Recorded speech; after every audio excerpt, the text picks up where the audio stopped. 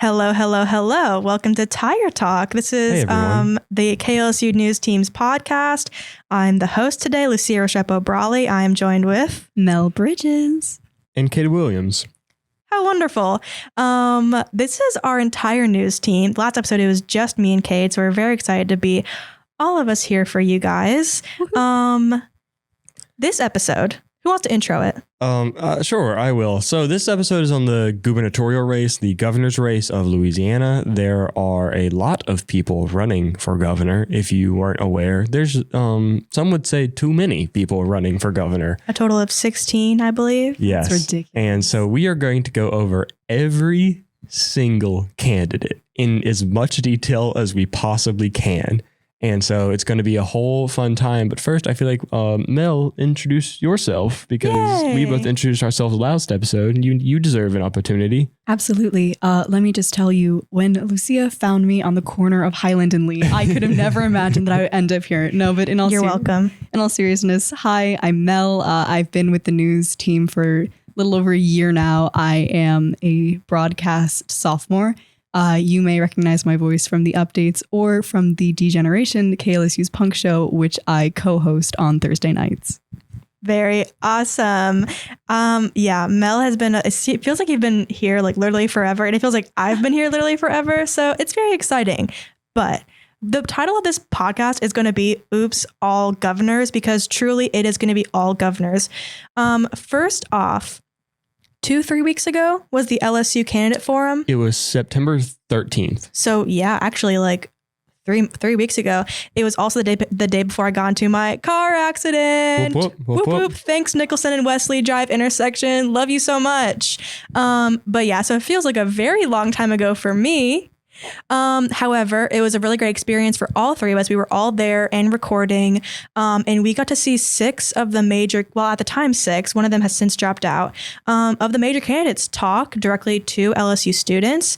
We were able to get some impressions from them also, which was really interesting. So we're going to start off with that, and then we're going to get into more of the biographies of the candidates themselves. Left to right, on the left was Hewitt, who Mel actually got the opportunity to speak to and has been doing research on. Hewitt was, I would say, underwhelming at the forum.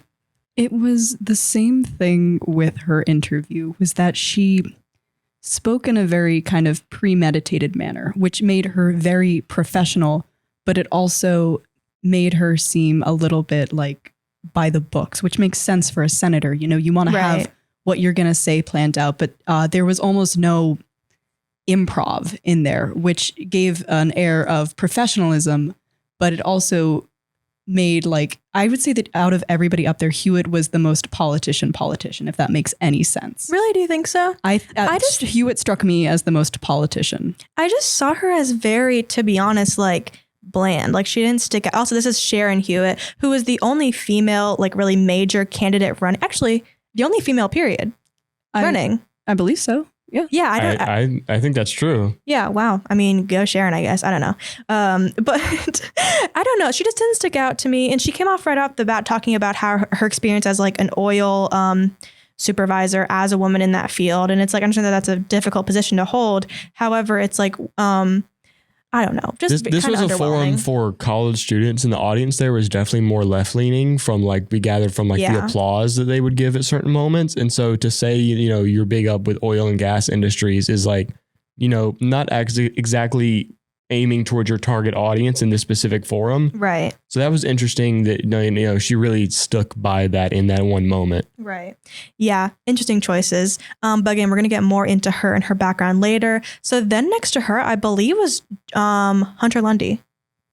I believe you're correct. Yeah, Hunter Lundy. He is an independent. He is the only major candidate who's an independent. He's like in the top 6 of polling pretty consistently. Mel as well actually got to research into him. He's an interesting candidate. He is. I also had the pleasure of interviewing him. So the 2 candidates that I reached out to, those being Hewitt and Lundy, both got back to me and I was able to interview both over Zoom, which was, I mean, a great opportunity. And they both gave great interviews. To my understanding, they were the only candidates that we got to interview. Yes, we reached out to as many as we could find contact information for, and they were not very willing to reach back out. Sorry, guys. You snooze, you lose, I guess. Come on, gubernatorial candidates. You goobers. Give some love to KLSU Like, News. literally, you goobers. Like, it's insane. But no, yeah, Hunter Lundy is very interesting. I will say, honestly, I think it's a really good thing for American politics when independents run. They introduce new ideas. They are kind of out of the box. And it's like, I mean, I don't think that this company flourishes because of the two-party system, to say the least. It causes a lot of issues at the, federal level, at the state level. He was very proud of being an independent whenever we spoke to him after. That was my impression as well, is like, I find a lot of independents to be independent because they want to work with both sides, but Lundy seemed like he wanted to not work with either side, which is honestly kind of refreshing. An interesting energy. Instead of reach across the aisle, it was like just run down the aisle. Let me do what I want to do. Exactly. But like he was the only candidate to my knowledge, he talked about raising minimum wage, which won him points with me, a minimum wage worker. I mean, hey, definitely. All of us are. And it's like also at any point he would open his mouth and I literally had no idea what his position on it would be. He was the opposite of Hewitt, whereas Hewitt seemed very like, she seemed like she was like reading off a script and you knew what she was going to say and you knew it was going to sound good and professional. It seemed like Lundy, not that anything that he said was not professional, but he could say anything and you would just go, yeah, okay. Yeah. So that was Hunter Lundy. Again, we'll get into all these later. These are our first impressions of the 6 majors. Then I believe next to Lundy was Nelson, who has since dropped out. He was like he was either the youngest or one of the younger candidates. He also was interesting. He was actually one of the only 4 Republican representatives in the Louisiana House to vote against the pro-life bill that passed, which is an interesting position to hold as a Louisiana Republican. Nelson was a super, super interesting candidate to watch. I remember like he was one of the candidates that like I would kind of like perk up a little bit whenever he opened his mouth at the forum, because it seemed like he had kind of a like more like refreshing, like conservative like view on things, like a more like nuanced and kind of like younger take, more modernized. Yes, like you can tell he's young, which made sense considering his age and overall life experience compared to the others. Not that he is inexperienced by any means, but I think the only person that he on that stage that he was comparable in age to was Waguespack. Waguespack. And I think Waguespack is 49, I believe. So if, that's already like almost a 10-year age gap between the two. Yeah. So, but again, Richard Nelson has since dropped out. And I believe he said he's not going to remain in public office at all anymore. He's going to go back into the private sector. I believe he has a background in engineering. So sorry to see you go, Nelson. You were interesting. Then next to Nelson, so we talked about Sharon Hewitt, Hunter Lundy, Richard Nelson. Then there was John Schroeder. John Schroeder, Republican candidate John Schroeder, who is currently the state treasurer. Treasurer. He's the treasurer.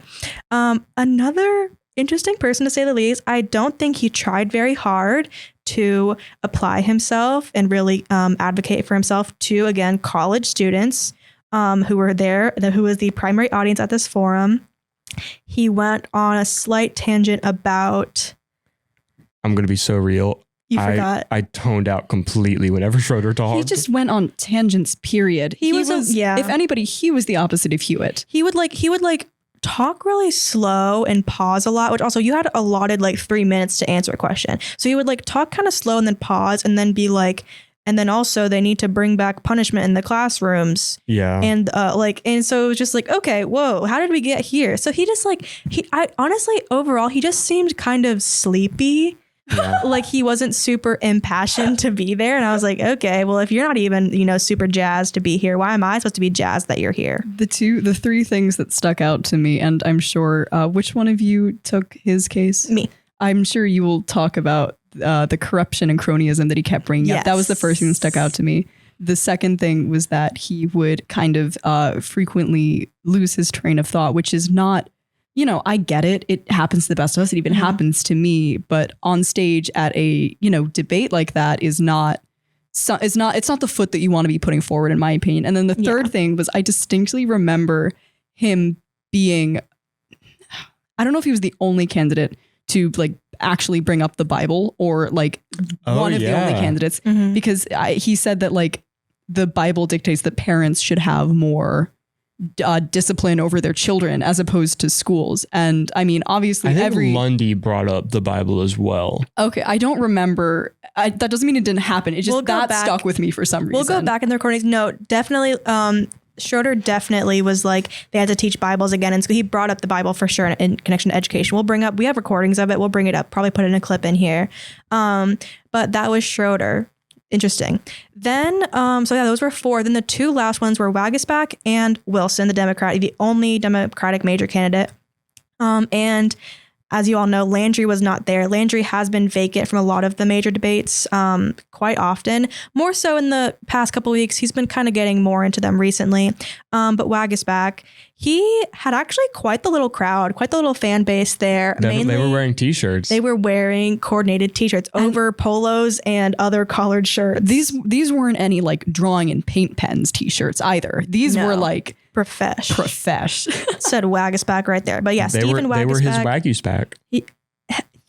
Yeah. Did you just come up with that? No, I've been thinking about it for weeks. The Waguespack. I think he actually did a really good job at being invigorating and kind of exciting, and actually like being pretty good at talking to a crowd of LSU college students. I was about to say, he seemed like he really cared to cater towards college students. He brought up that he met his wife at a bar, like a popular Tigerland bar. I don't go to Tigerland or the bars. So I forget, Bogies, I think it was. And everyone was like, woo, yeah, we love that bar. I love drinking. I'm going to be so real. Whenever you said that, I had never heard of Bogies before. Me neither. But then people started applauding and I was like, okay, cool. I guess I'm out of the loop. I think it might have been more popular a little bit ago. And then now, because of Tigerland, it's a little bit less. But people really liked that. I actually heard someone in class mention it the next day, and I was like, wow. So some definitely really like successful points of connection for Waguespack. He's definitely a business oriented Republican. He is most known for working very closely with former Governor Bobby Jindal, which we'll get more into.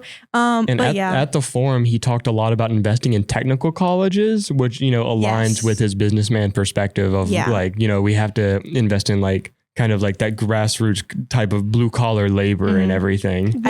Sorry, go ahead. I think him and Nelson were probably easily like the most successful Republican showings at the forum. They did a really good job at connecting. Which one of those two between Nelson and Waguespack was the one who kept bringing up Huey Long? Nelson. Okay. Nelson. I knew it was one of them. I just couldn't remember mentioned which. Huey P. Long like in almost every question he answered, which is an interesting choice. I mean, do you? The big fish. Then there was Shawn Wilson, Dr. Shawn Wilson. Dr. Shawn Wilson. The only Dem up on that stage. And I would say average from him. I felt like, okay. And then also like, okay, just okay. Well, I will say, even though, we all, I mean, you and I don't know, what did you think about Wilson at the forum? Not to put you on the spot. It's okay. Yeah. What stuck out to me wasn't so much anything that Wilson said, but rather almost every single candidate. He was the former Department of the Transportation Secretary. Yeah. Every other candidate threw shade at like the quality of the roads or something. And every time he would like do a little grimace and write something down. I didn't notice that actually. He was like, I'll show you a bad road. I didn't even know. But I didn't notice that. I was going to say that Wilson, if we all thought he had middling performances, had vastly the amount of support at the forum. That is true. He did have I didn't even mention that. I thought, a lot of support. Definitely a lot of whoops and cheers and applause and yays.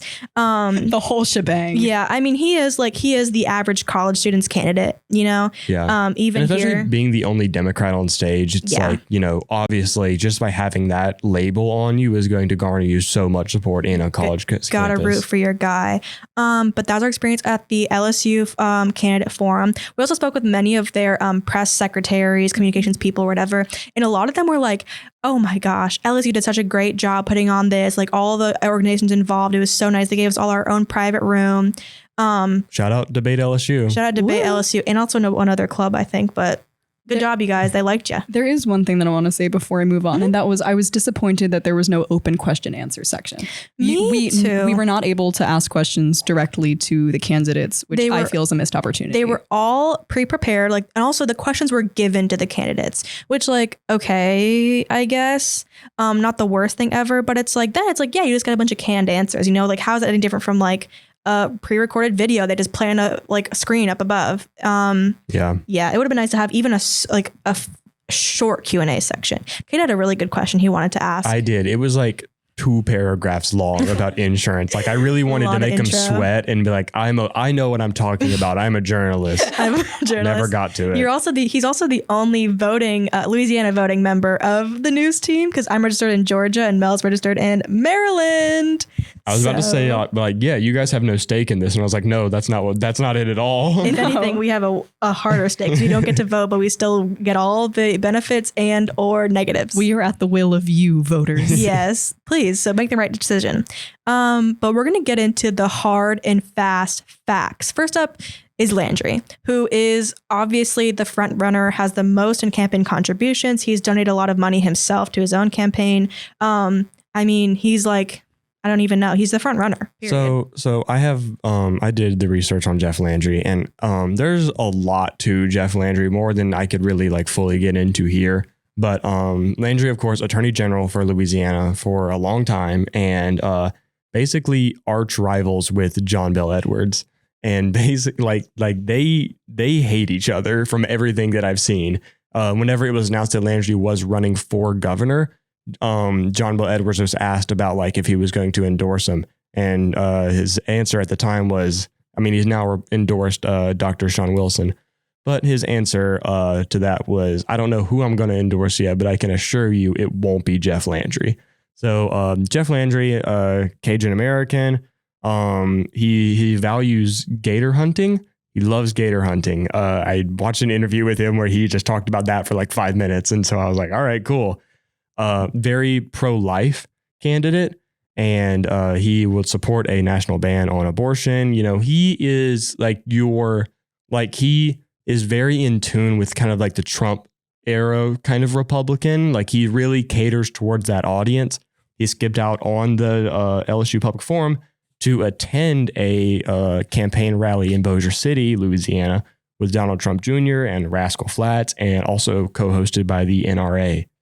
You can't miss that Rascal Flatts. Hey. Yeah. Can you blame him? Life is a highway, and he wanted to ride it all night long. He really did.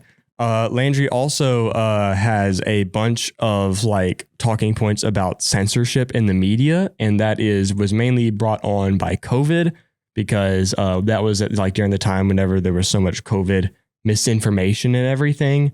Is he he's anti-censorship, or is he pro-censorship? He's anti-censorship. Okay. He's the government doesn't need to restrict what people say. First Amendment, yada yada yada yada. Right. Freedom of speech. But he also did a big kind of hate campaign, joined on that hate train of Dr. Anthony Fauci during that time, for just saying that Fauci spread a lot of misinformation about COVID, which a lot of that isn't necessarily based in facts.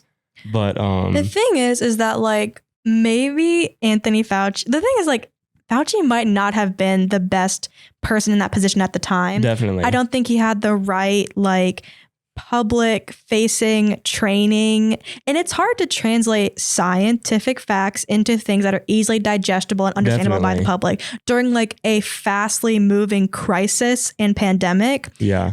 Which is even during the regular times, and there's not a pandemic going on, it's hard for scientists to explain to regular folk why things are dangerous or why things are not dangerous, or why you don't have to worry about stuff and why you do have to worry about stuff.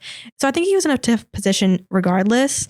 And so it was made it kind of easier for certain politically affiliated people to kind of bring this campaign against him. Definitely. And more on Landry's relationship to Donald Trump. So a lot of people have accused Landry of basically catering more towards Donald Trump's approval than the people of Louisiana, because, he's not showing up to a lot of debates and forums and everything. And a bunch of people have interpreted that as being Louisiana citizen, because you're not really engaging in the democratic process. is the way that people put it. But I will say I was listening to an interview with Jeff Landry on a segment of Radio Gods. And this was before he officially announced his thing for governor, but he was heavily alluding to it in this interview. And he was like, if I do run for governor, I will promise to make Louisiana great again.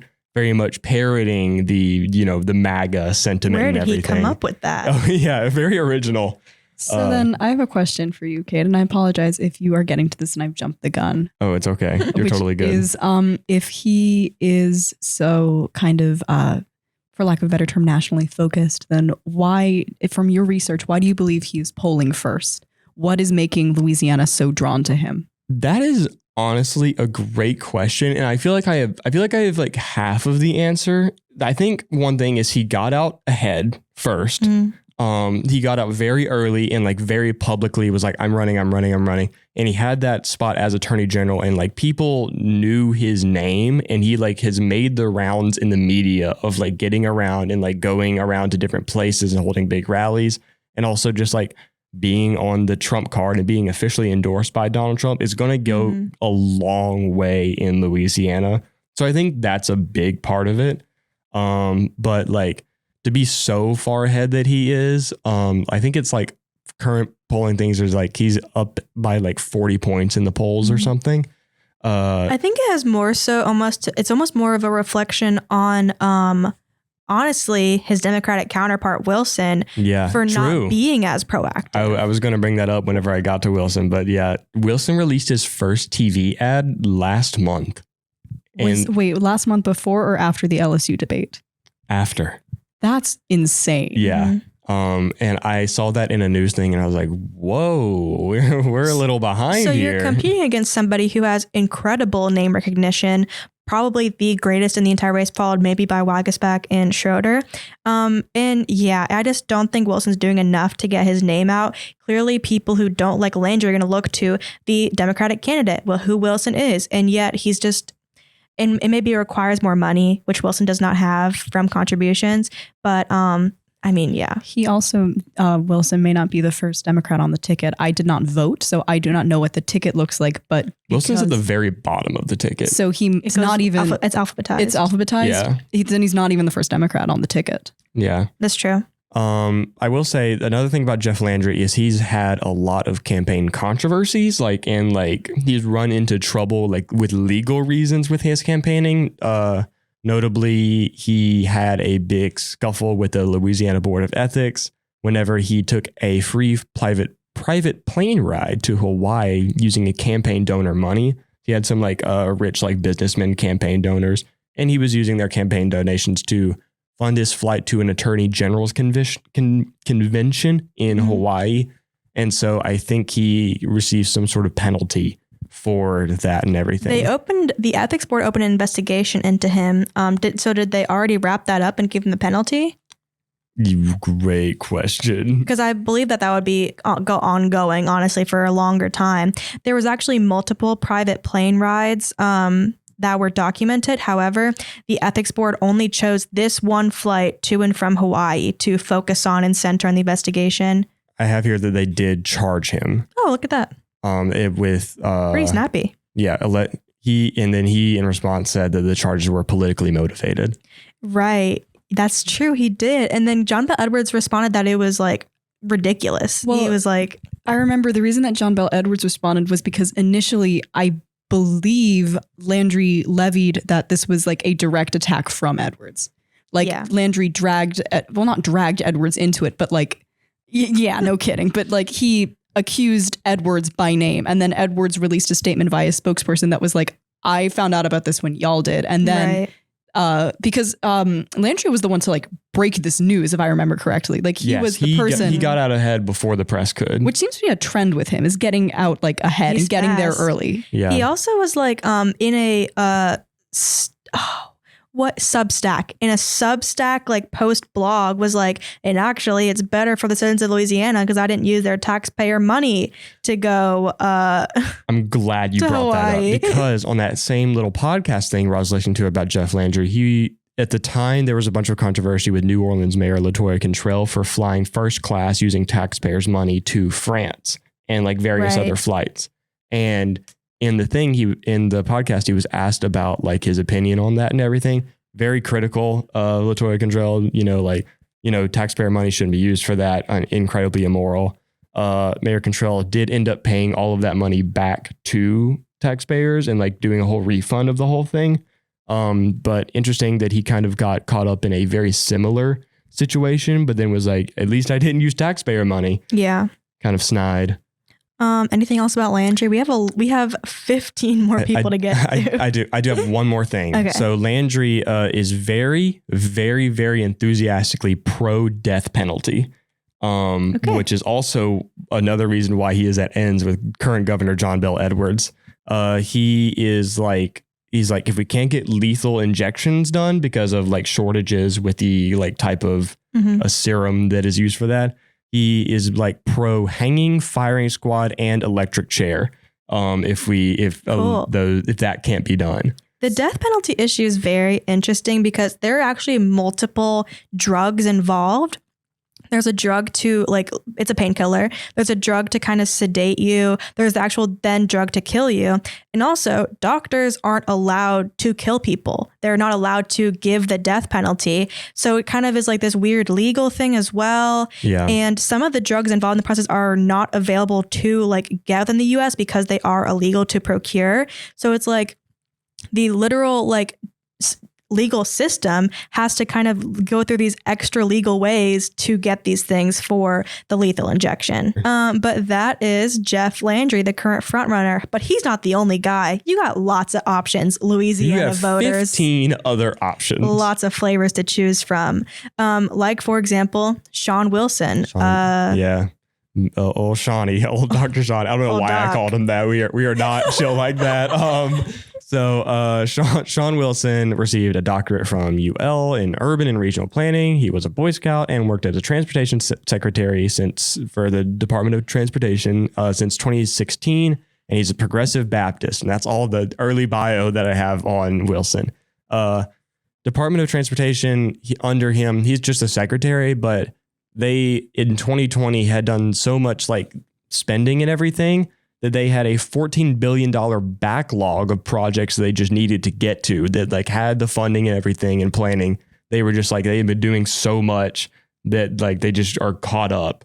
So, Wow. And like at the forum, Wilson touted like under him, the Department of Transportation, like put through the most funding for Louisiana transportation. Like we've done the biggest funding packages for Louisiana in the history of the department and everything. That is interesting and kind of unexpected. I mean, Wilson did kind of have a fine line to walk with that because obviously if you have prior experience in government such as he does, you want to tout it because it is experience coming into it. But every other candidate was like throwing jabs at him because, you know, the roads, they are not great. And I'm not saying that objectively, and I'm not saying that is Wilson's fault directly, but a lot of candidates were kind of throwing barbs into him for that. So he had to walk this very fine line between I have experience and then he had to say, and it's good experience. Right. And here's why. I will say, there is a difference in funding a bunch of projects and actually getting projects done, because if you have a $14 billion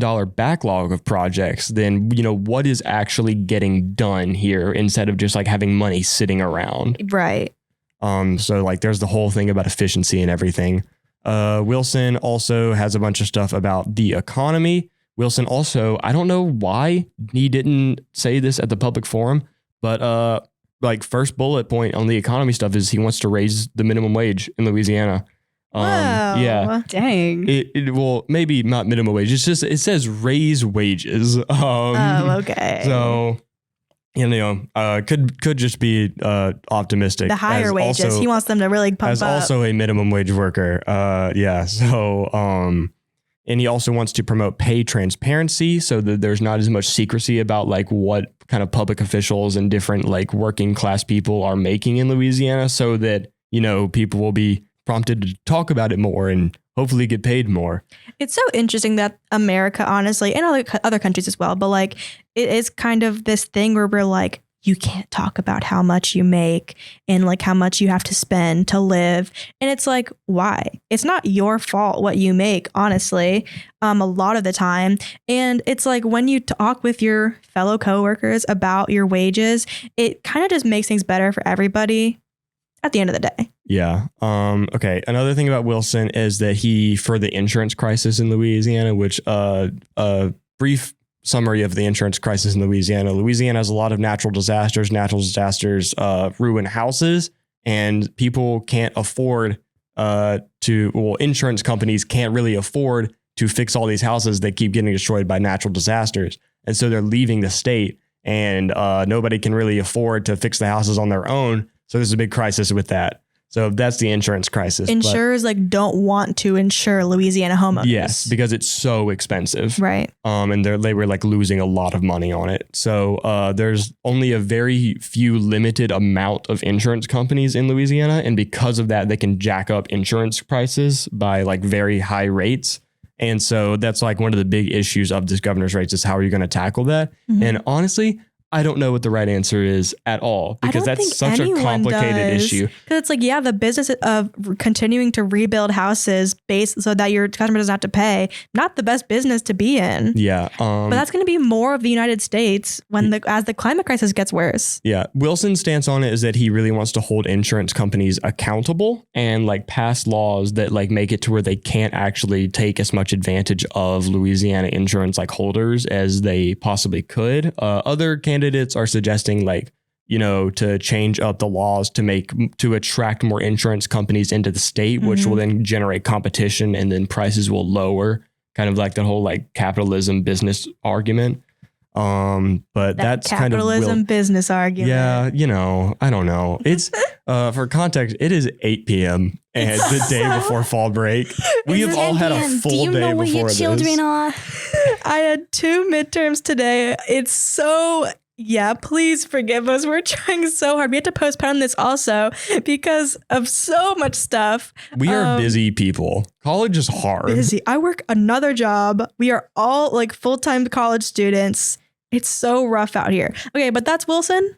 But I mean, I have more notes. Wait, before you move on, I'd like to ask a question about the insurance crisis. Oh, totally. The Wilson, when you said that other candidates are approaching insurance from a law and policy side, was that from your own research or was that something that Wilson said? That is from my own research that I've done in the past for like news updates and everything. Because I've done research on the insurance thing, and I can't name which candidate specifically, but I know I've seen it before. And other candidates been like, I want to attract other insurers to the state. Yeah, that was because my experience with interviewing the 2 candidates that I got to interview.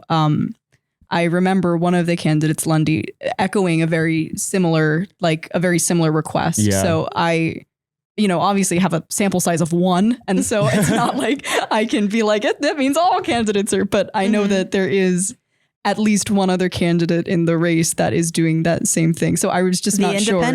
The Independent. I was just not sure whether that was something you had looked into or whether that was something you had pulled from his website. Last thing I want to say about Wilson is that he is very still pro law enforcement, even still being a Democrat. He wants to solve the problem of the like crime rates in Louisiana through law enforcement and through that system and through like raising the wages of law enforcement officers. And so then like reform of the training and everything. Right. Which that's a whole podcast for another day. It truly is. We are police officers in Louisiana. We are like in the climax of these Brave Cave allegations right now, which could very well be one of the next episodes because that is truly its own beast. I do wonder if the Brave Cave stuff had come out earlier and gained the national attention before the forum, if Wilson had been more spoken out against it, if you will. Or any candidate, really. Any candidate. Well, I don't know if it's enough to sway them to that extent, but yeah.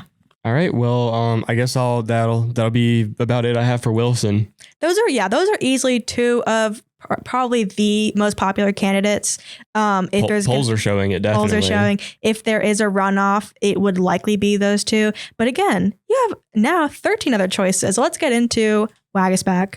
49-year-old Stephen Waguespack is, again, a major Republican candidate. He's primarily known for acting as a policy director, deputy director, and chief of staff on both the campaign and within the administration of former Louisiana Governor Bobby Jindal. He was definitely a senior aide to Mr. Jindal. Waguespack also worked as an attorney at Jones Walker LLP and president and CEO of the Louisiana Association of Business and Industry. Big business guy. Landry is the obvious frontrunner in campaign contributions, but Waguespack is certainly in the running at over $2,300,000 in contributions so far.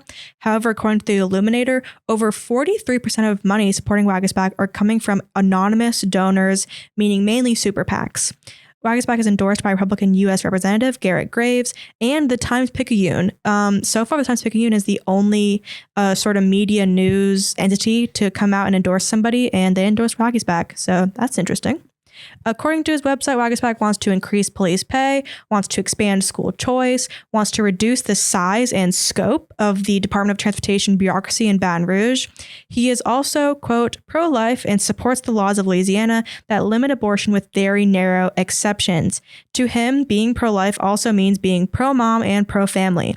He pledges to support mothers and families with publicly available resources to promote their health and well-being. He wants every mother to have access to prenatal care and maternal health services. That was quite a large section on his issues portion on his website. But that's Waguespack. I would say similarly has a lot of name recognition. Yes, Mel. Thank you. The floor recognizes Mel. Yes. I would like you to please elaborate on what expand school choice means. So I was kind of confused by this as well, because it's like education. Every candidate has the education section on their website, and every single time it is so vague to me. But and it's like, and also I'll say I don't understand Louisiana's school K-12 school system, period. Honestly, there are so many charter schools. There are so many private schools. It seems like the public schools aren't that good. It seems like the charter schools aren't that good. So it is confusing to me.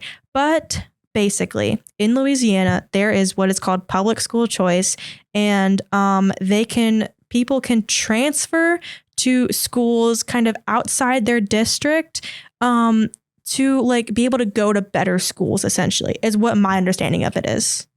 Cade, Louisiana resident. Yeah, I think that's basically about it, because I grew up in Lincoln Parish, and in Lincoln Parish, at least as far as like elementary schools and like in the surrounding area, there are so many. There are at least like 5 or 6 different like elementary schools. And then it kind of funnels as you go into higher education, because I think there are like only like 3 or so middle schools and then like 3 high schools mainly. Yeah, there definitely is a system to like, I guess, ensure that every like little individual pocket of your parish is going to have its own like public school and everything. Mm-hmm. And I would be really interested to do more research on that, of why that is, because I never really like considered it, because like for me it was just like the way things were growing up, and I was like, why are there so many public schools, and why do we have to like, you know, like spread that out so much whenever we could be allocating a bunch of resources into like one school, and then like work on like funneling a bunch of kids in a wider area into one like bigger, more concise system. Right. Like it is kind of a hassle to go to a school outside of your designated district, like where your lines fall in Georgia, for example. And also, I mean, the public schools aren't the worst. They're not like it's okay to go to them. Really only like my parents at one point were considering moving to like proper Atlanta, like with like Atlanta. However, in a lot of inner city schools across the country, public schools are not that great. They don't get as much funding per student. So they want to take me to a private school there. So it's like, that's a specific case. However, it's like here, it's like everywhere there's private schools. Yeah, I went to a private school for the first 10 years of my education, and it was fine. I feel like I got a good education out of it, but I also, for high school, I transferred to Ruston High School, and it was also like a great education. Like I really have very little complaints about what I received there. Yes, Mel? I'm committing to this bit of raising my hand. The floor is Mel. Okay. I was going to say, like, you don't have to. You have a microphone. I have a question. This is just for clarity because I am, like, again, not from Louisiana. Where I am from, private school usually is basically just a shorthand for religious. Yeah. Are the private schools here also religious? Yes. Okay, thank you. It seems Almost exclusively. Almost exclusively. It seems like, though, they don't push that very hard. No. I've met someone from here who was like, I went to a Catholic private school and like was not Catholic at all. Mine was not a Catholic school. I went to Cedar Creek School, if anybody knows what that is. If you all the Cedar Creekers out there. if you look them up, you'll find a lawsuit. But Awesome. it was not a Catholic school. It was kind of just like non-denominational Christian. It definitely was like confirmed to be a Christian school because like it was like written into like the mission statement and everything. It's not a great separation of church and state, though, when like so many thousands of kids are kind of not given any other great option other than going into religious institutional private schools. Yeah, no kidding. What a strange focus. And I'm not trying to like rag on Waguespack here because I don't think that this is uniquely him, but like what a strange focus to like insist on adhering to a policy where you can bus your kids to better schools instead of saying we'll make the schools better. It seems like a temporary band-aid instead of like healing and increase funding and pay teachers better. And And speaking of religion, I guess John Schroeder, Lucia, take it away. Oh, do we want to go straight to Schroeder? We can. He's an interesting guy. I thought he was next. You did not. Cade. You skipped right over me. At the very top, I'm I have so sorry. Our numbered outline. It's I don't think I have this document. It is shared with you. Okay. No, it's not. No, it's not. It's literally not. Just kidding then. Well, whatever. It's Hewitt next. Well, how did Mel know then? Because I'm staring over your shoulder. Oh, okay. Okay, so Sharon Hewitt, she was at the debate, and like I said, I had the pleasure of interviewing her, which did mean a lot to me because she is a current member of the Louisiana House, which means she very much made time for this, and I appreciate that. I really do. She is a Republican. She is a current senator. She represents, let me scroll down on my notes. She was assumed office in 2016. Her term expires in 2024. She has announced she will not be seeking re-election no matter how the gubernatorial goes. So after this, she's done. She represents District 1, which from the map that I'm looking at, and again, keep in mind, I'm not from here, so there may be some like smaller towns that were not on the map that I would have no way of knowing were there. Mm-hmm. But from what I could see, it was Slidell, Hopedale, and some parts of Orleans Parish. She was Good pronunciation. Also, thank you. I've been working on it. She was a former worker at Shell who really did like climb her way up the corporate ladder to become an executive. So before she worked in the legislature, she was an executive at Shell. I have here some notable or recent bills that she has signed or sponsored in the past legislative session, the 2023-24 legislative session. So there aren't any ones here that are like, oh my gosh, she did what? But I think that it's worth bringing them up so that people know kind of how she votes and what she supports in the like legislature. So the first one requires, and by the way, all of these were passed. So all of these, whether like, and I don't have it on here whether she signed or sponsored them. So like, I don't know if they're uniquely hers or she just threw her support behind them. When you sponsor it, you also sign it. Oh, okay. There you go. Yeah. Either way.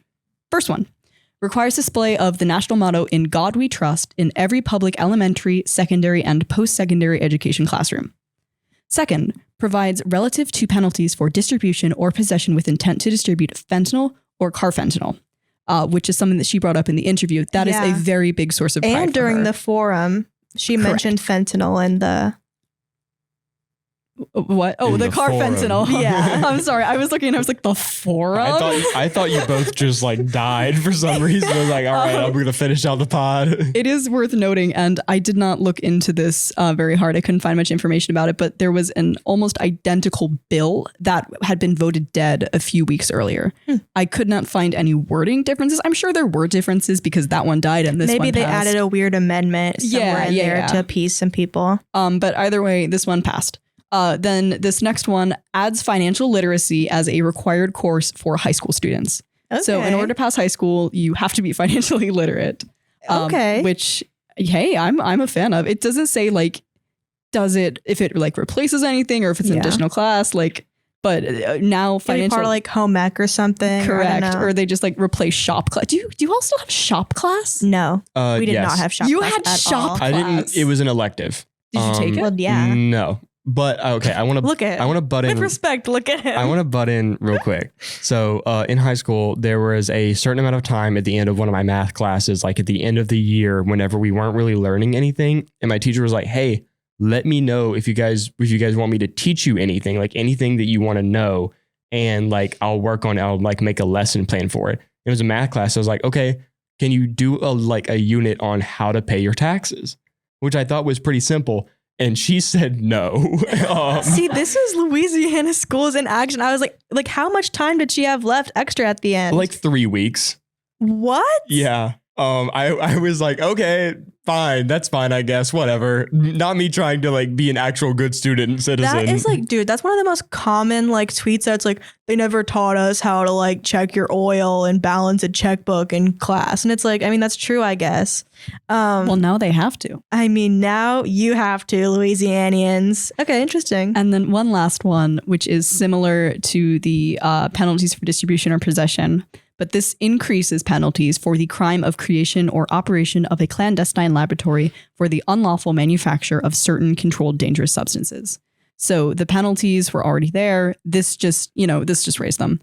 Clandestine. Did I say that wrong? No, it's just an interesting word. It is an interesting don't word. hear And that these are copied verbatim from the Louisiana, like the Senate or the government website. So the language there, I apologize, not my language. Right. Hashtag not my language. Hashtag not my language. But so again, it's like she's very religious. Like many of the candidates are like pro-religion. Like many of the candidates are correct. Anti-drugs, wants to increase punishment for people that are caught with drugs or make drugs. I would also like to read out the committees that she was a part of in this legislative session.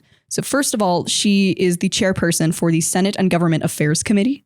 And then she is a non-chair member of the Environmental Quality Committee, the Finance Committee, the Natural Resources Committee, the Joint Legislative Budget Committee, and the Select Committee on Louisiana Economic Recovery. So a lot of finance and a lot of environment. With respect, being a part of the Environmental Quality Committee as like a former Shell higher up is an interesting choice.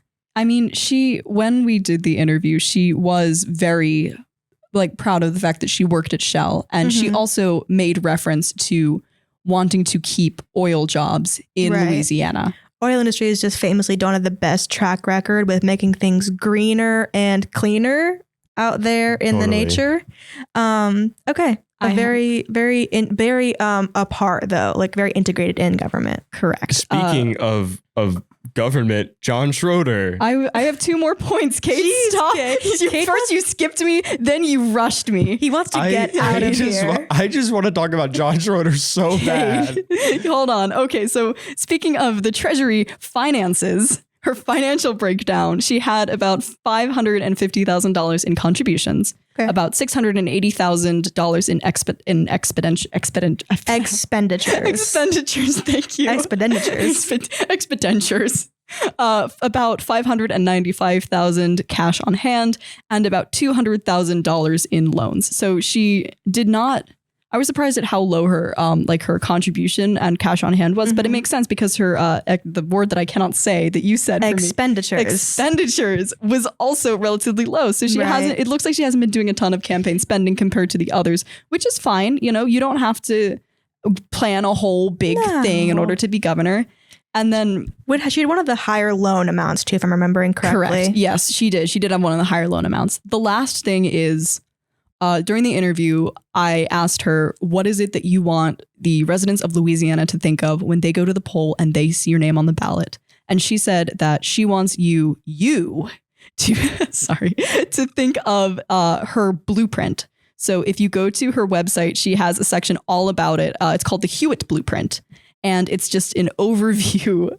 Oh, no, I didn't even do anything. No, I just looked over because that's like, it almost rhymes, but it doesn't really. I thought I said something wrong. No, it's the Hewitt Blueprint. And this is on her website. It's just an overview, a very basic overview of what her policies are. So, I mean, if you want me to go more into detail on any of them, I will. They're all on her website. But the kind of big main points of the blueprint are educating our kids and grandkids. These are taken verbatim from her website, her words, not mine. Educating our kids and grandkids, training tomorrow's workforce, growing our economy, investing in a reliable and affordable energy, make insurance affordable again, protect our neighborhoods, build better infrastructure, and put families first. So those are her blueprints for what she will do or what she's promising to do if she is elected. And the more in-depth version, like I said, is available on her website, more specifics as to what does growing our economy mean? What is reliable and affordable energy? Right. But probably oil. I mean, hold on a second. Let me. Okay, that's right. I don't want to defame. I don't want to slander. As your governor, I will support our traditional oil and gas industry while diversifying our energy portfolio with wind, solar, hydrogen, and biofuels. Excuse me, Hewitt. Okay. There you go. Diversity. Now that is diversity. Okay, interesting. That was Sharon Hewitt, the lone female candidate. And now we can move on, Cade. John Schroeder. I don't even have notes on John Schroeder. You just jumped right into it. Big Schroed head. Republican. I have John Schroeder. Republican candidate John Schroeder is the current state treasurer, what the state treasury's office does is allocate funds to different things. They decide what money goes where, essentially. He assumed that office on December 5th of 2017. Before that, he served as a member of the Louisiana House of Representatives, representing District 77 from 2008 to 2017. He was elected with 60% of the vote for the state treasurer's office. He resigned from the House on June 16th, 2017, at the end of the legislative session to run for state treasurer. Prior to working in public office, he was a special agent in the Criminal Investigation Division, or CID, of the U.S. Army, and worked as a police detective and in the real estate and home building industries. He has one of the more extensive police backgrounds specifically, and you can tell that when you listen to him talk, he will talk about it. He has raised over $1.1 million in contributions so far, which is nothing to sneeze at. According to his website, Schroeder has, quote, zero tolerance for political corruption and cronyism, which this is something that Schroeder and I believe Lundy mentioned at the forum. I literally was like, what is cronyism? And I hate to sound like a middle school essay right now, but cronyism is, according to the Oxford Dictionary, the appointment of friends and associates to positions of authority without proper regard to their qualifications. So it's like friend nepotism. It's frepotism. Isn't that just nepotism? Nepotism is specifically relatives, I'm pretty sure. Oh, I've been using nepotism wrong. Well, I think a lot of people do. John Schroeder taught you a new word. Thank you, John Schroeder. Well, actually, I just looked up nepotism. It's favoring relatives, friends, or associates. So I was right. It's not just familial. All right, I take it back, John Schroeder. What are you talking about? Cronyism, aka nepotism. It is catchier. Corruption and cronyism does stick in your head better than corruption and nepotism. You cronies, because it's also it's like a insult. Like you're a crony. Right? Or is it crone? It's crony. No, it is. A crone is an old person, specifically an old woman. A crony is what you're talking about. Yeah, it's like when you have the fellas backing you up in an old mafia film. Correct. And Coney is an island in New York City. Or just New York. Look at this Yankee over here. Anyways, back to Schroeder. But yeah, he's against cronyism, and he's mentioned cronyism a bunch of times during the forum. So one of his most notable sort of issues, if you will, as state treasurer is his thing with BlackRock. Schroeder made national headlines when in an October 2022 letter to Larry Fink, the CEO of the BlackRock asset management firm, Schroeder informed Fink that by the end of the year, he would divest all of the $794 million positioning in BlackRock money market funds, mutual funds, and exchange-traded funds held by Louisiana Treasury. So at first I was confused by that. Basically, it means that the Louisiana Treasury has invested almost $800 million in BlackRock to like manage, accrue, all that kind of stuff. Schroeder said the investment firm's, quote, blatantly anti-fossil fuel policies would destroy Louisiana's economy, end quote. So another, very pro-oil and gas industry candidate. Schroeder also wrote that his legal counsel had informed him that, quote, environmental, social, and governance, aka ESG, investing is contrary to Louisiana law on fiduciary duties, which requires a sole focus on financial returns for the beneficiaries of state funds, end quote. So he kind of like couched that with like, also my legal counsel said it's bad. But that's the BlackRock thing. You've probably heard the name BlackRock before. It's such a shadowy name, and also what they do is kind of confusing. But they are an asset management company. Cade probably has some stuff to say, so have at it. You wanted John Schroeder. Yeah. You sure seem to be gung-ho to cut me off to get to him. Oh, I'm pretty indifferent, honestly. Cade. But no, John Schroeder, at the, like I said before, at the forum, pretty much toned him out. It was like my mental break whenever John Schroeder would open his mouth, because like gonna be so real. I really tried to pay attention for all candidates equally. Something about the way that my brain works did not respond well to the frequency at which John Schroeder spoke. The speed, if you will. Yeah. And like, that's not entirely a diss on him. That could also just be my brain. But these dang phones. Yeah. The attention. Whatever. We all have the attention span of a toddler. Truly. Myself included. Myself. But yeah, real. Do we want to move? Do we want to go ahead and move on to Lundy? Real quick for his things. Schroeder's wife, Ellie, is a teacher. He's like, education, we got to better it. No way. Everybody wants to. I feel like I'm getting meaner. I'm so tired, you guys. Keep it together, man. I'm really trying. We know that the people listening are the real ones. Yeah, truly. So if you're listening, shouts out to you. Thank you so much. Again, he's very, very pro-police. He wants to give them better pay. He wants to get better training, give them better resources. He thinks that an increase in police will lead to drug trafficking, drug selling, decrease, all of that. He's just very pro-police. Again, cronyism, I mentioned that. Also wants to his tax reform kind of thing is he wants to decrease tax rates. He wants to have the very, to him, high state tax rates go down. That was a common theme among the candidates, I thought, was this idea of like less taxes. Right. And that'll help things. Right. Which is also just like common of politicians in general is right. Like, no, listen, I'm going to be so for real with you. Nobody likes taxes. I don't like taxes. You don't like taxes. We don't like taxes. But I mean, a lot of the sort of language around taxes was like, no mas. Yeah. No mas. Yeah, truly. And I mean, also, I think part of it is because people don't see the positive effects of their taxes often. Like taxes fund education, public education, and roads.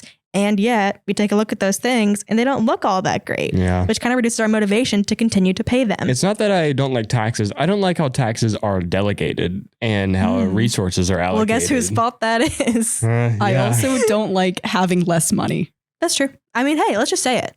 I like when I have money and I don't like when I don't have it. Like right now, my bank account is sad to look at because of minimum wage. I'm not even going to get into it. It's okay. We got to get going. That was Schroeder. Very interesting guy. He definitely had that Louisiana accent. He talked kind of slow at the forum. He's pro-police. That's him in a nutshell. Now time for the last major candidate.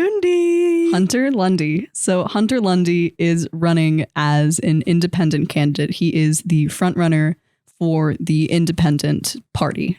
It's wrong to say it's a party. It's not a party. He's the most popular independent candidate. Thank you. That's what I meant to say. Lundy is the most popular independent candidate. He was actually, when I interviewed him, he was very proud to have done as well as he has done without a party backing him.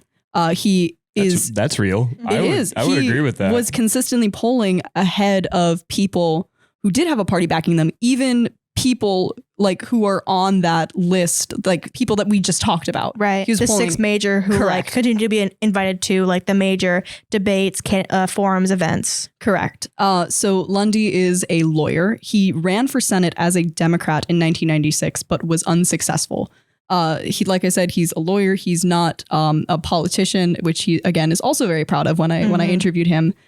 Some like cases of note, if the name sounds familiar, it's probably because of the action for trespass case in which $10 million was awarded in a case involving an oil well blowout caused by pressure from the defendant's salt dome cavern leaking into the adjoining oil and gas fault block. So I understand that was very big when it happened, and Lundy was involved in that case as a lawyer, not as like a plaintiff or a defendant. That's where you might have heard his name. He got a lot of popularity from that, which is why I think he's been able to get so much success in the running so far. Correct. Going into his finances, which also is he has about $1.6 million in contributions. He has about $1.4 million in expenditures. He has about $2.1 million of cash on hand and about $2.6 million in loans. So that, bless you, that is what, you gonna do it again? Nope. Turn Cade's mic off. That's why I said like Hewitt had a relatively low amount because Lundy has more. Like, frankly, Lundy has more money than her in almost every single aspect of campaign financing. But it makes sense because, first of all, Lundy has been campaigning for a while and has been campaigning very hard. But then also he has more cash on hand. Like, that's just the nature of it. He has more cash on hand. He's also taken out more loans. And also he has more in contributions. He just has more. I'm just naming off all the ways he has more. It's all of them. Sorry, Hewitt. Okay, so when I interviewed him, and I did have the pleasure of interviewing him, and I asked him, as I did with Hewitt, when you Louisianians go to the polls and you see Hunter Lundy's name on the ballot, what should you think of? And he said, education, poverty, and crime. He believes that they are all linked. And if you work on the education system, you will have less poverty. And if you have less poverty, you will have less crime.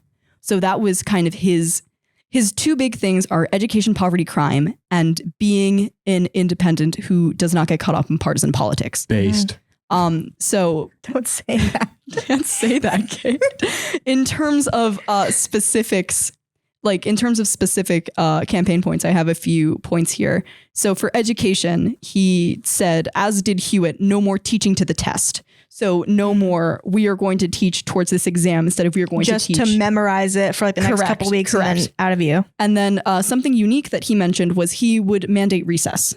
Oh. He believes that it is, yes. Wait, he would mandate college students really? also? I did not ask him to specify, but he said that it is important to get kids out and using their brains. That's what I'm saying. I literally can never guess what Lundy is going to be for. Like, it's just like, what? Mandate recess. He did mention that better education leads to less poverty, leads to less crime. Yeah, a lot during the forum. And I will say that statistically on the federal level, I mean, like science, like the statistics back him up. They show that like, yeah, people who are going to the better public schools are able to go to better colleges, who are able to kind of lift themselves and their families out of poverty. And when you're not in poverty, you're less likely to commit crime. Correct. It is also worth noting that Lundy said that he comes from a family of educators. So he has kind of a personal stake in this whole education thing. Right. Moving on to jobs, he supports offering incentives to the biofuels and offshore wind energy industries, including the metal fabrication of turbines and offshore servicing. But it seems like he is angling more towards a not oil and gas. Correct. Renewable. And then in terms of miscellaneous like policies that he holds, he is pro-life. He does not want to engage in partisan politics, which I already mentioned.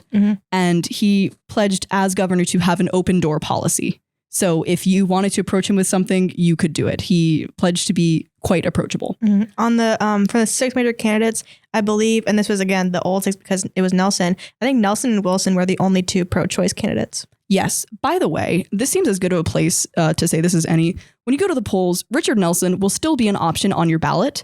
And if you vote for him, your vote will count.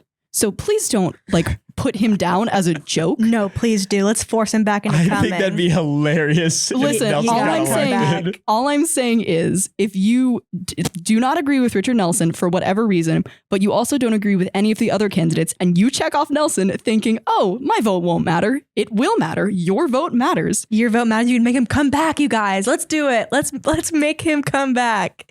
I miss him. Dead?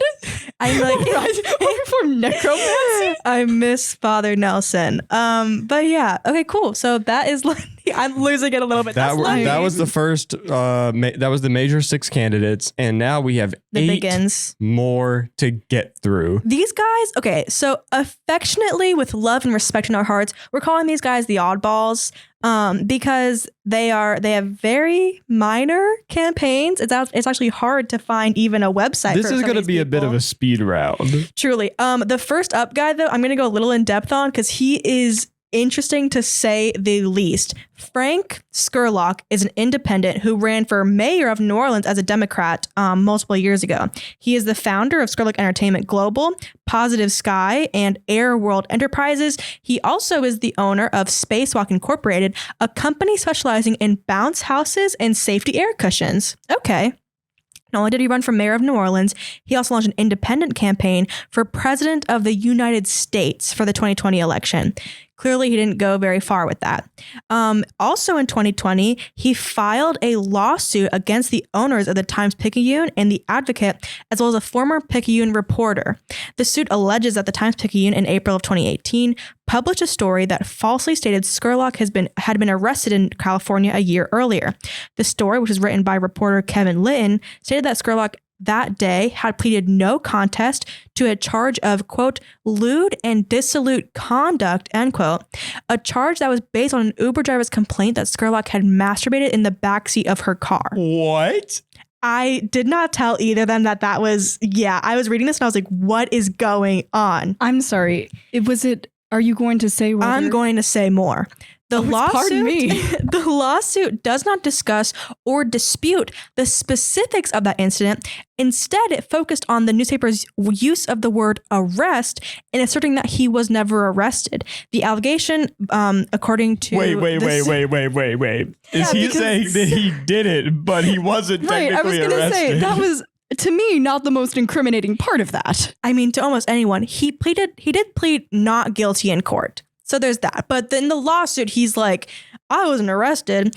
And the lawsuit says that the allegation that he was arrested is, quote, injurious to Scurlock's personal and professional reputation. So I've been able to get much updated information on the suit or the charges and where they went. He did plead not guilty. However, this was not Scurlock's only run-in with the police. On May 6th of 2017, he was arrested at the Jefferson Davis Monument in Mid-City before the charges were later dropped in mid-August of the same year, 2017.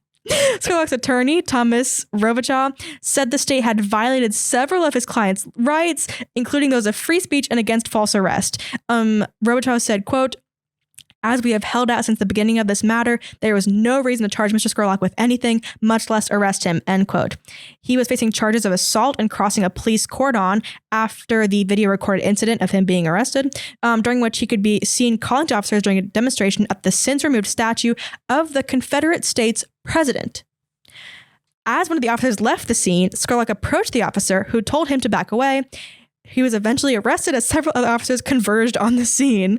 Scurlock said that he was not at the site as a protester, but rather to talk with people on both sides of the issue. He said that he was hoping to alert police to what he had learned when he was arrested. Word. That's Frank Scurlock. What a guy. So may I ask a question? Yes. What on earth are his policies? I could not find them. He used to have a votescurlock.com. He used to have a website. It appears to me to be defunct. I tried loading it multiple times and got nothing. I remember that I did actually reach out to him. I think I sent an email and a voicemail so I at some point found contact information for him. I cannot load the website anymore. So that is Frank Scurlock. It's got my vote. Just kidding. I've already voted. That's totally a joke. Go early voting. But yeah, I don't even know what to say. boy, he may not have policies, but boy, does he have a history. Yeah. So Next up, we have Zan John. let's move on. This is going to be quick. Zan John, this is straight from Ballotpedia. It's all I could find. Zan John was born in Crowley, Louisiana. He earned the bachelor's degree from Louisiana State University in 2019. His professional experience includes working as a sommelier and as a project, whatever wine taster. For oil and gas production. John has been affiliated with the Court Masters of Sommeliers and Free and Accepted Masons. And I found his Facebook page, which only has like 800 followers, and he released this is my only thing that I could find related to his campaign for governor. He released a mug. I don't even know if it was released. He had a mug design that said Louisiana First on it. Cool. That's it. Need the Zan John mug kind of bad, actually. Wait a minute. Why? He ran for something else, didn't he? Yeah, he ran for another office because his name sounds very familiar. I couldn't find anything about it. I remember hearing the name Zan Johnson before. And I agree. No, it's Zan John. Oh, Zan John. Excuse you. He just has 2 first names. Zan John for governor. Let me look on Ballotpedia because there's nothing on Ballotpedia. I promise. I promise. I checked it. I remember it also. This is a goose chase. Oh, you know what? Let me look at my news updates. Why did you turn down your I'm own going to put my mic? microphone down so I can type with 2 hands. Do you want us to keep going while you do that? Okay, cool. Who's up next? Lucia, you have the list. It's Jeffrey Istre. Oh, okay. Istre. I have Jeffrey Istre. He is another independent. I would like to say that Istre does not have a campaign website. He only has a campaign Facebook. So the information that I got was from there. And unfortunately, it was rather limited insofar that if maybe he had a webpage, there would be more information. But everything on his Facebook page is he's an independent. He has worked 15 years as an oil field worker. He is a veteran of the U.S. Army. He has founded a nonprofit.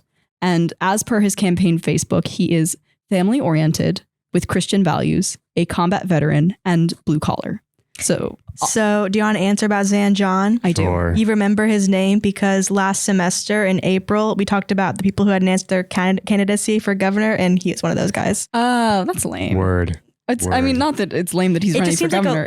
I thought that he was bigger. Yeah. It just seems like a long time ago, I think, and that's why you were like, how do you for something else? Because yeah. But if you want a quote from him, he said, quote, "I am pro-Constitution, Bill of Rights, First and Second Amendment. There are only XX and XY chromosomes. The woke agenda, infiltration, does not have a home here in Louisiana. I support Trump, DeSantis, Clay Higgins, Jeff Landry, Matt Gaetz, Lauren Boebert, Danny McCormick, Alex Jones, and Marjorie Taylor Greene. That's I'm why I here for a remember him. pro-human future." That's why I remember him. That's old Zanny Cool. boy. Yes, I definitely remember him. Do you want me to go over Jeffrey Istre again? Please. No. No. Oh. Okay, got it. All right, next up we have Keatron Gagnon? Gagnon, sure. Keatron Gagnon is an independent from Metairie, Louisiana. That's all I could find. Hearts out That's to it. Wait a minute. Keatron. What? Like, I'm not accusing you of doing a bad job researching. I just want to know what you looked at for that information. I looked at LinkedIn, Facebook, and a general Google search. Understood. I'm not accusing you of not doing your research. I am. Oh, It's fine. You can. Good luck editing this, by the way. I won't refute you. Good luck editing this, by Yeah, the way. thanks. Yeah. All right, cool. That was Katron. If you want to reach out, let us know. I'm curious about you, Katron. You're such a man of mystery, or All right. woman of mystery, or person of we have mystery. 4 more. All right. Xavier Ellis. Sure, I had Xavier Ellis. So Xavier Ellis does have a website, which was a phenomenal help. Wow. He is a Republican. He is currently a teacher. And some of his policies include having a strong stance against abortion, except in the cases of rape or incest, no support for same-sex marriages, the idea, and this is pulled verbatim from his website, of pull yourself up by your bootstraps, which to him means that the government should only be used in times of emergency. Okay. And then this is, again, verbatim from his website, updating Louisiana's infrastructure, including bridges and roads, and creating outlets for our youth to ensure that Louisiana is a viable place to raise a family. So That seems incongruous with his previous statement of government should only be used in times of emergency. I mean, it was also a very general statement. Oh, okay. So Okay. it also, I mean, most candidates had that. Most candidates were focused on the idea of keeping people in Louisiana. Right. Like a lot of people are leaving, making Louisiana a good place to raise a family and to keep people in here. And it looks like Ellis is also really focused on that, which does check out considering that his background is as a teacher. Also, considering this background as a teacher, he emphasized on his website the idea of mental health and promoting mental health services and the right to mental health services. And that's really all that there was for him. He does have a website. So if you want to learn more information, you can go there. It's more than a lot of the other candidates. So what else can you ask for? That's Xavier Ellis. Then we're going to go on to Daniel Cole, who Mel also has. I do. Okay. So he is a Democrat. He previously ran for state senate in 2019, but was unsuccessful.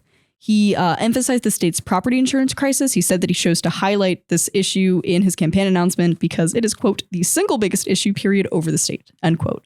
Cole wants to create a cooperative with Gulf Coast states to attract insurers and keep them in the state. So again, big with the insurance.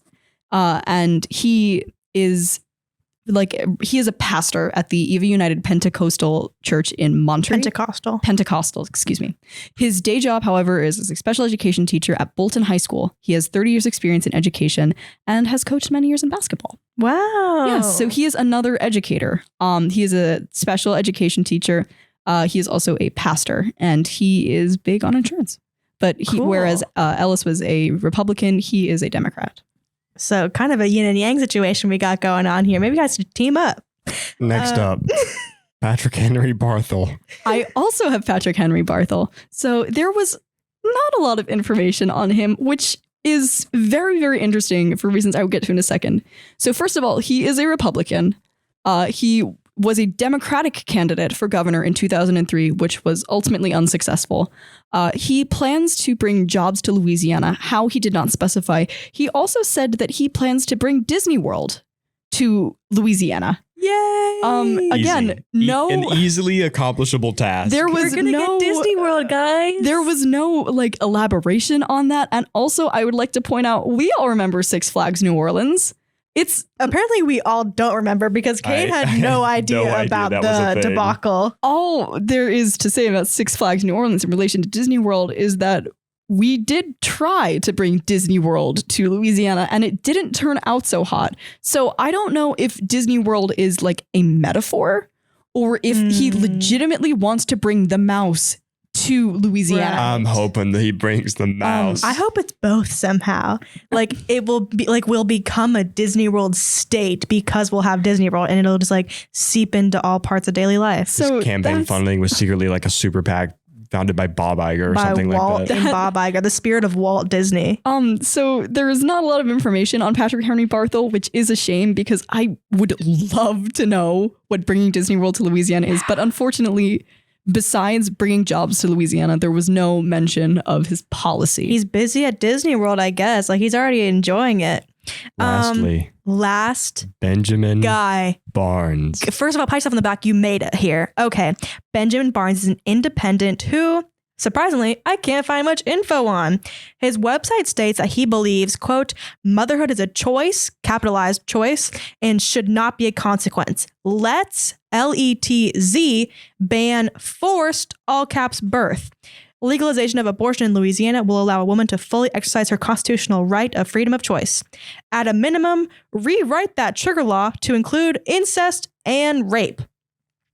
So you can interpret what that means. 2, restoration of the death penalty. Parentheses, call for special election asking for a second and or a third form of execution or introduce legislation for another form of capital punishment since lethal injection is not accessible, end parentheses. This guy loves him some death penalty. 3rd, this is possibly the most confusing. Juvenile delinquency, addressed on 2 fronts, prevention and intervention. I don't know what that means. But so he's focused on life, death, and the youth, but vaguely. Life, death, and in between. Life, death, and in between. And again, I am not asking this because I think you didn't do your research, but like, was that from his website? With his website. Okay, so he has a website. He does have a website. It doesn't look the prettiest. It kind of looks like MySpace a little bit. There's a little top, like all in red text thing that's like, attention. The website is not completely updated because of technical issues, but here's his main positions and policies. And then it kind of gets into his little blurb. I have a further question. Okay. How old is he? I could not find an age. He is older. His picture looked he looked like an 104. older man. Okay, because he was texting like it was texting. Good Lord. He was writing like it was MySpace. I honestly, no, he's older. Older. Okay, understood. That is a very, very interesting stance to have. At least he gave some specifics. I will say, at least we know it's refreshing, honestly. His stance on abortion and his stance on the death penalty and kind of his stance on juvenile delinquency. I would say that not at all. I don't understand his stance on juvenile. I guess he's against it. I think he's against it. Hey, this is going to be an 80-minute episode and I have to edit this. So I'm going to cut it here. Thank you all for listening. Greatly appreciate it. Love you. Follow us on Instagram go at vote. KLSU News. Oh, go vote. Election, Vote. The Louisiana Election Day is October 14th. There you can vote for other positions, local government positions, and 4 amendments, which we talked about at the Sunday show. Correct. Courtesy of Mel. Also, watch the Sunday show. Listen to the Sunday show. Oh, listen. Every Sunday at 3 p.m. on 91.1 KLSU FM. Baton Rouge. Oh. This podcast was recorded by KLSU Studios.